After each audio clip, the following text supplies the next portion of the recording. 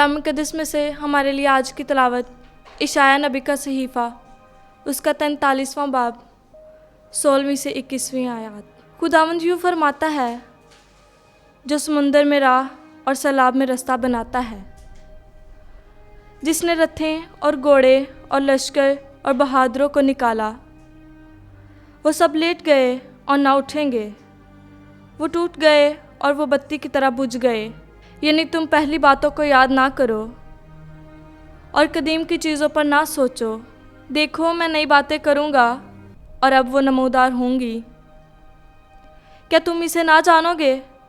मैं बेयाबान में एक राह और सहरा में रास्ते बनाऊँगा।